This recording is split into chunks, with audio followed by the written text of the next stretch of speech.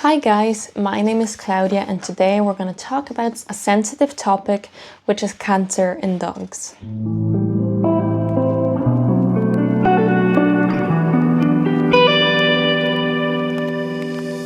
Nowadays, unfortunately, a lot of dogs get cancer because they are pumped with chemicals such as over-vaccinating, loads of dewormers, loads of flea and tick treatments. Our environments are a lot more toxic with pesticides and our skies are being sprayed. There's a lot of factors and genetics which can cause your dog to get cancer. But it doesn't have to be as scary. Obviously, the first initial thought of it, our pets getting cancer is extremely scary. It can be scary for anyone, and I do not wish that on anyone.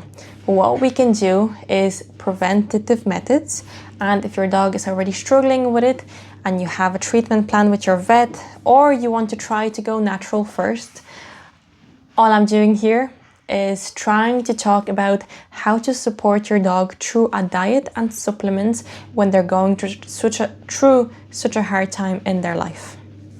So cancer cells in dogs and humans thrive on sugar, and a lot of the times kibble and ultra processed food has a lot of sugar in it, and even some carbs that contain sugar, or they would be processed in the body into sugar.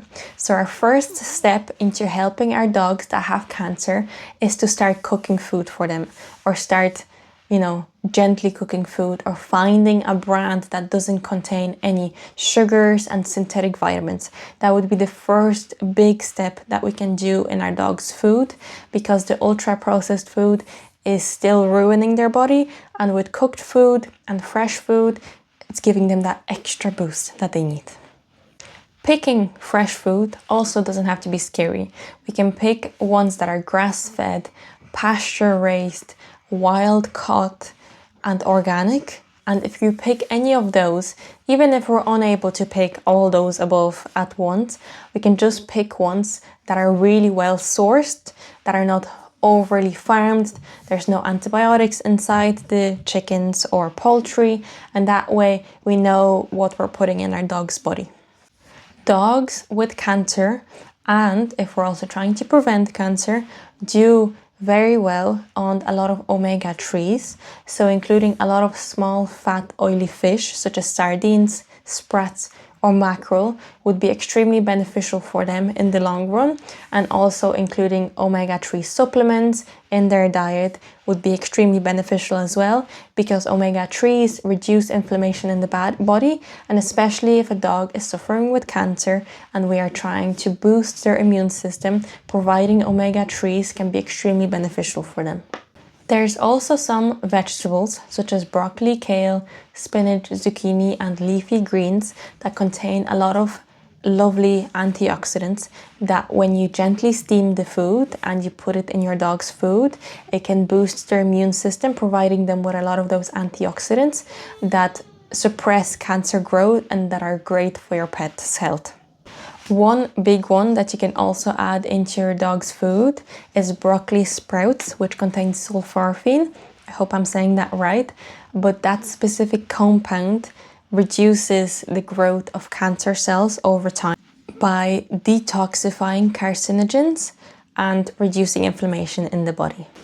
Another one that we can add in our dog's food is mushrooms, which I have them written beside me just so I don't forget the meanings of all of them, because there's a lot of them.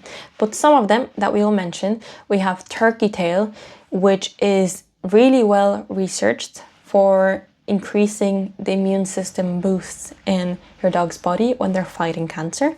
Next one that we have is reishi mushrooms, which are calming. They support the immune system and helps the body adapt to stress, because the dog's body is obviously under a lot of stress, especially if they're going through chemotherapy or they have some medicine to help with the cancer in their body.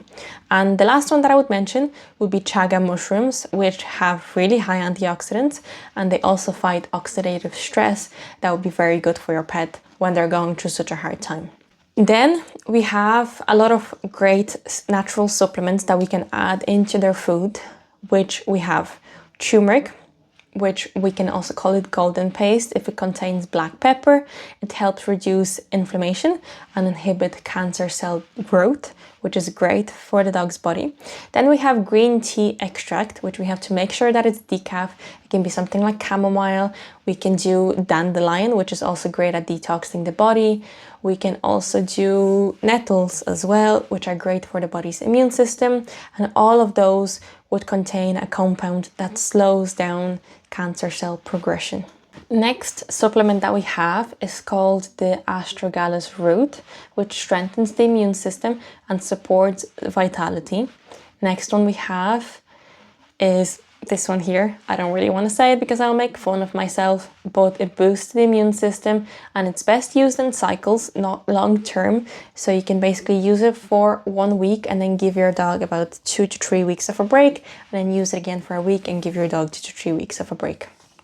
Then we have some detoxifying supplements, which we obviously have milk thistle, which supports the liver function.